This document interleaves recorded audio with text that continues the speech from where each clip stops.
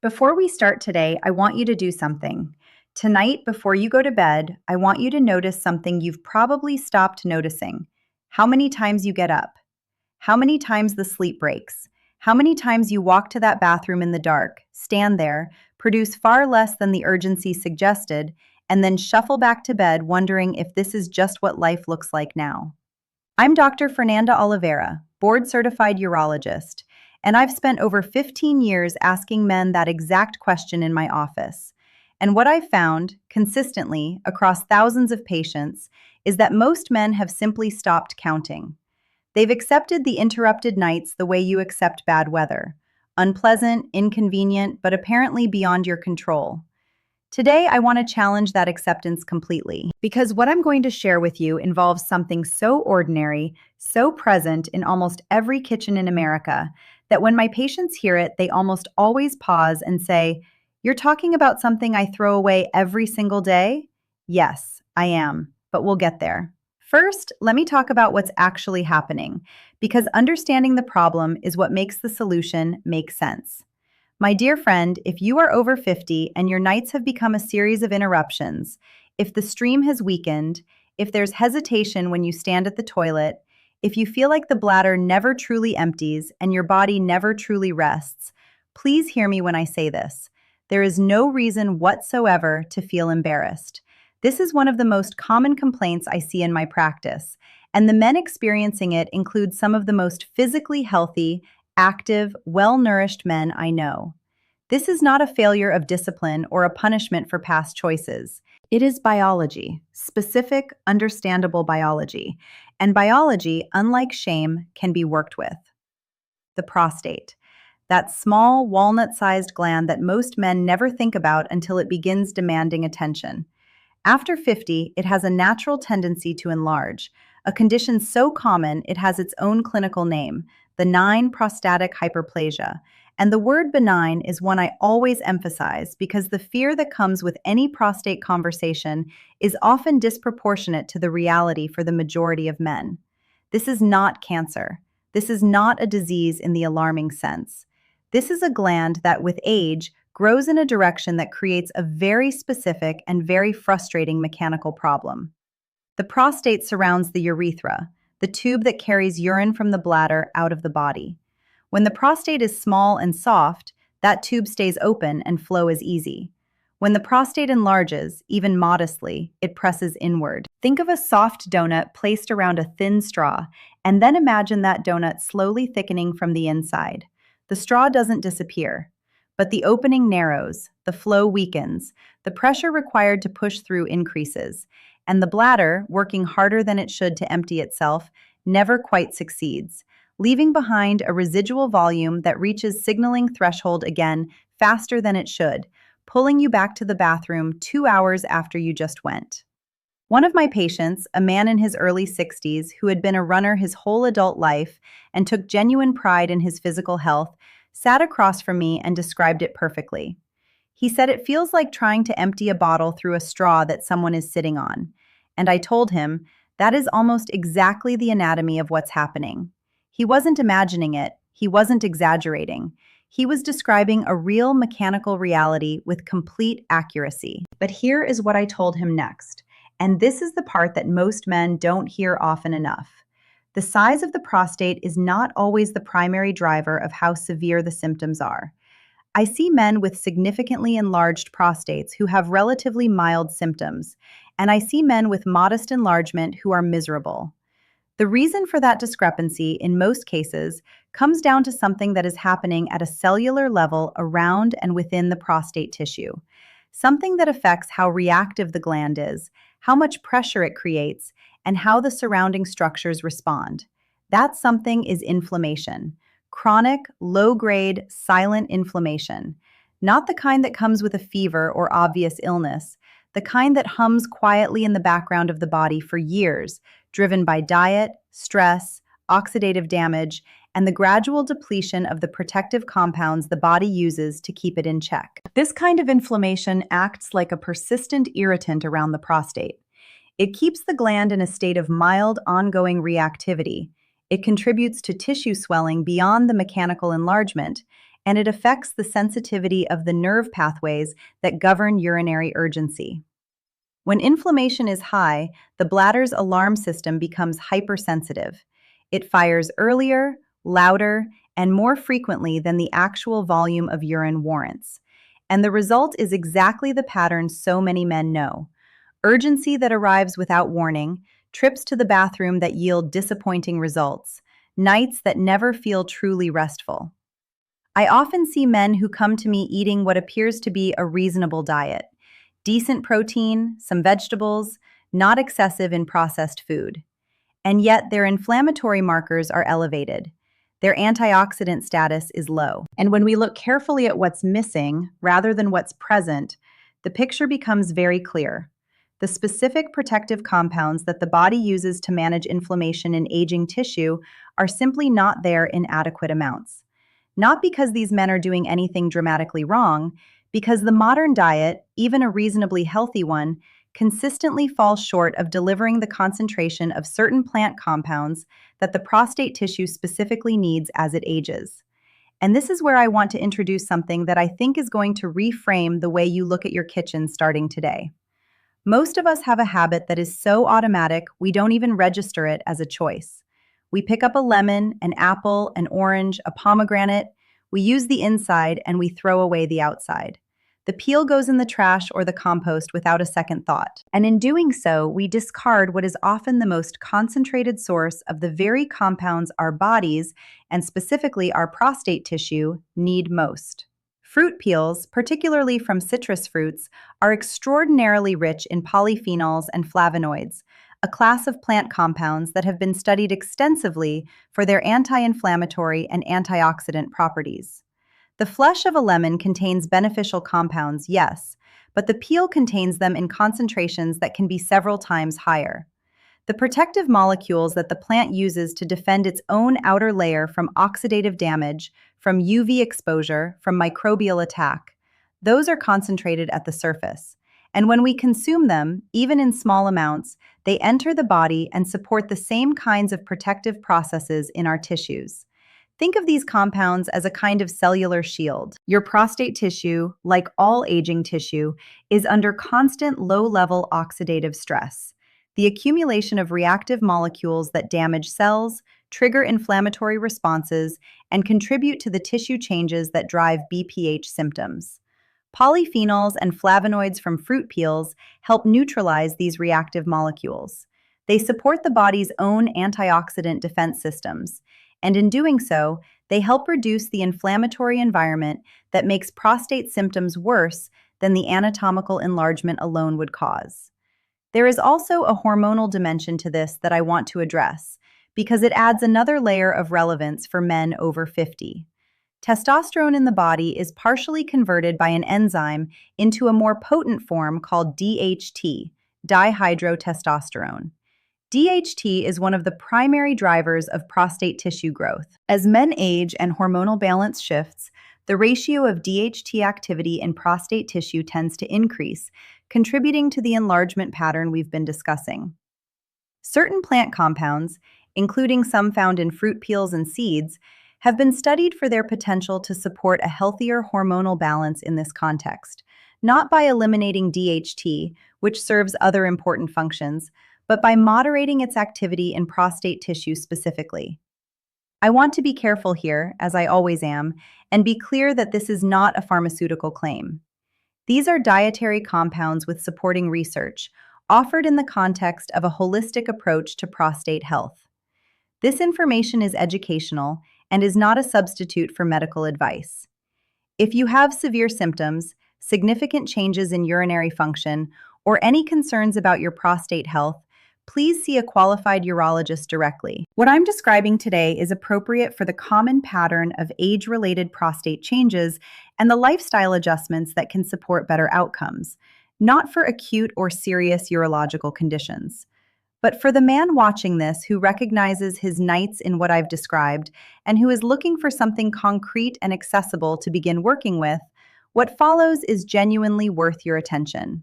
There is also a circulation piece to this puzzle that I don't want to pass over, because it connects directly to why these plant compounds matter beyond their anti-inflammatory effects.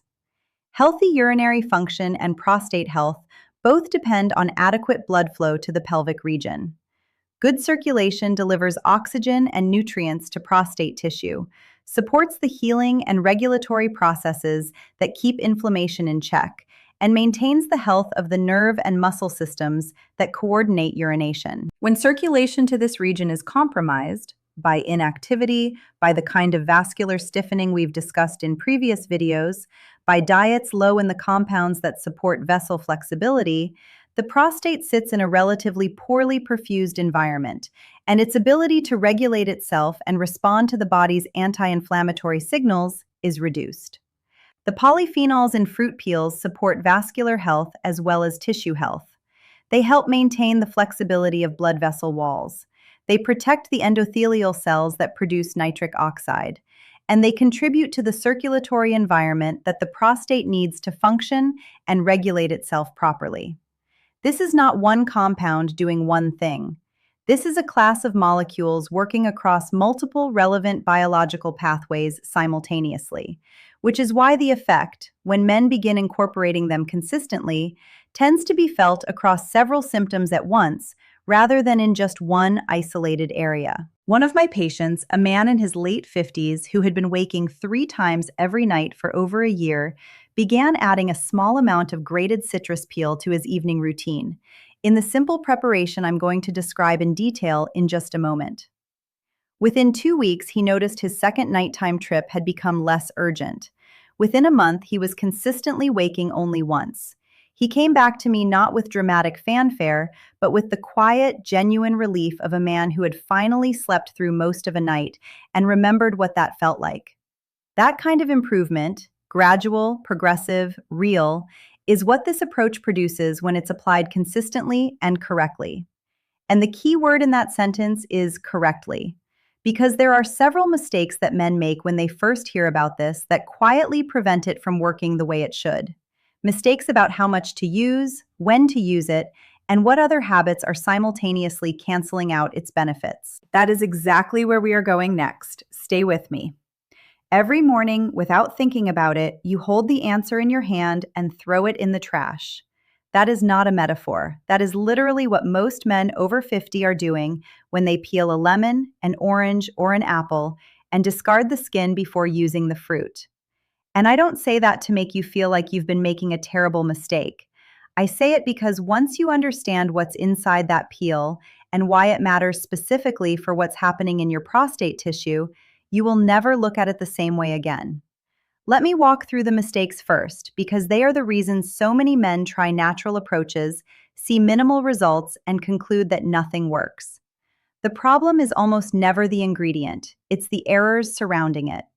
The first mistake is the most fundamental one, and it's the habit we've been talking about since the beginning of this video: throwing the peel away entirely. The flesh of a citrus fruit contains beneficial compounds, yes, vitamin C, natural sugars, fiber, but the peel contains polyphenols and flavonoids in concentrations that can be significantly higher than what's found in the flesh itself.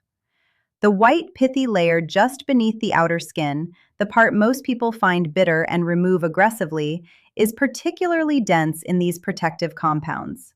When you discard it, you are discarding the most pharmacologically relevant part of the fruit for our purposes today. The correction is simple, but requires a small shift in habit. Wash the fruit thoroughly, and if you can, choose organic, because you will be consuming the outer skin and you want to minimize pesticide exposure. Then, using a fine grater or a zester, grate a small amount of the outer peel. You don't need much.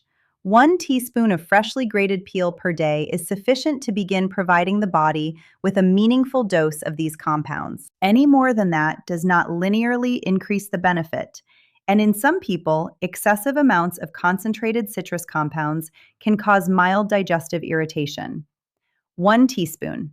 That is the starting point and, for most men, the optimal daily amount. The second mistake is timing. Most men, if they incorporate something new into their routine, default to the morning, alongside breakfast, with coffee, as part of the start of day ritual. And while mornings are excellent for many health habits, for this particular one, the evidence points toward evening being significantly more effective. Here is why. The prostate tissue undergoes its most active repair and regulatory processes overnight, during the same deep sleep window when testosterone production, vascular repair, and hormonal regulation are all occurring. Providing the body with anti-inflammatory and antioxidant support in the hour before sleep means those compounds are present and available during the window when they can do the most work. Think of it as stocking the overnight repair crew's toolbox before the night shift begins. What you provide before sleep is what the body has available to work with during sleep. Timing your intake to the evening shifts the benefit from general daily antioxidant support to targeted overnight prostate tissue support. The third mistake, and this one surprises people because it seems completely unrelated, is drinking too much fluid in the hours before bed. I see this constantly. A man hears about a beneficial evening drink, he makes it, and then he also has a glass of water with his evening supplements, and a cup of something warm while watching television, and another glass before he brushes his teeth. And then he wonders why the nighttime trips haven't decreased. The bladder does not distinguish between beneficial fluids and neutral ones. Volume is volume. If you are consuming significant fluid within 1 to 2 hours of lying down, your bladder will fill during the early part of the night, and the urgency will arrive regardless of what the fluid contained. The evening preparation I recommend is small in volume by design. 1 cup of warm water, not a large mug, just a standard cup, with 1 teaspoon of freshly grated citrus peel, 1 teaspoon of raw honey, and optionally a small pinch of Ceylon cinnamon, which adds its own mild anti-inflammatory and blood sugar stabilizing properties. Drink it slowly, sitting quietly, approximately 45 minutes to an hour before bed. After that, no more significant fluid intake. That timing window allows the beneficial compounds to begin absorbing while the fluid volume clears the bladder before you lie down, giving you the best possible starting position for the night. The fourth mistake is the one that quietly cancels everything else, and it is so common that I want to address it directly, even though we've touched on it in previous conversations. It is the absence of a consistent sleep and evening routine. The peel preparation, the honey, the cinnamon, these work within a system. They support overnight recovery processes that only happen efficiently when the conditions for genuine sleep are in place. If you are taking your evening mixture and then spending 2 more hours on your phone with the lights on, going to bed at an inconsistent time, waking repeatedly for reasons unrelated to the bladder, the biological window you're trying to support is compromised before it begins. The routine surrounding the habit matters as much as the habit itself. So let me give you the complete evening framework, because seeing the pieces together is what makes each individual piece make sense. Finish dinner 2 to 3 hours before sleep. Keep it light. Your digestive system should be mostly settled by the time you lie down. After dinner, if you're able, a short walk, 10 minutes, enough to stabilize blood sugar, encourage pelvic circulation, and begin the cortisol decline that allows the nervous system to start transitioning toward rest. Then, about 45 minutes before bed, prepare your mixture. 1 cup of warm water, 1 teaspoon of freshly grated citrus peel, lemon is excellent, orange works well, pomegranate peel, when you have access to it, offers an impressive polyphenol profile. 1 teaspoon of raw honey, a small pinch of Ceylon cinnamon if you enjoy it. Stir it together and drink it slowly. No screens while you drink it. Just sit with it. Let the warmth and the quiet signal to your body that the repair window is opening. Alongside this, if you and your doctor are in agreement, 200 to 400 milligrams of magnesium glycinate taken at this same time supports the muscular relaxation of the pelvic floor, the bladder, and the blood vessel walls, reducing the background tension that contributes to urgency and deepening the sleep architecture that the overnight recovery processes depend on. After the drink, reduce light exposure. Dim the environment, step away from screens, and go to bed at a consistent time, the same time each night, because your body's regulatory systems, including the ones governing bladder function and prostate tissue repair, are governed by circadian rhythm. Consistency of schedule allows those systems to run precisely rather than reactively. In the morning, before anything else, Your fluid intake restarts properly. Warm water, perhaps with lemon, and now you know to add a small amount of the grated peel to that morning glass as well if you want to maintain a consistent daily intake of these compounds.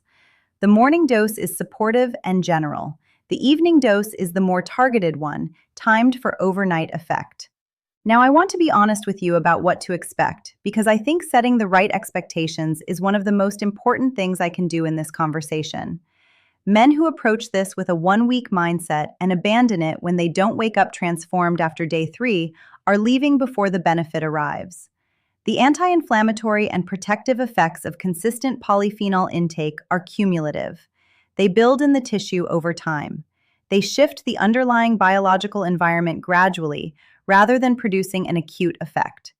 In the first 1 to 2 weeks, most men notice subtle changes. The urgency of nighttime waking may reduce slightly. The trips still happen but feel less desperate, less disruptive. Some men describe a marginal improvement in daytime flow. These early signals are meaningful. They indicate the body is responding, but they are not the full picture of what's coming. By weeks 3 and 4, the changes become more consistent and more noticeable. Fewer nighttime interruptions. Better stream quality in the morning, more complete emptying, less of that familiar, frustrating sense of pressure without adequate output. One of my patients in his late 50s, who had been waking 3 times every night without exception for the better part of a year, came back after 4 weeks of this routine and told me he had woken up once the previous 3 nights in a row. He said he had forgotten what 3 consecutive hours of unbroken sleep felt like. That moment in my office, a man rediscovering something as fundamental as sleep, is exactly why I do this work. Results vary, and I want to be clear about that as well. The degree of improvement depends on the severity of underlying enlargement, on how consistently the routine is followed, on whether the surrounding habits are supporting or undermining the process. Some men see faster progress, some see more modest improvement. But the direction, for the vast majority of men who apply this consistently, is toward better nights and more reliable days.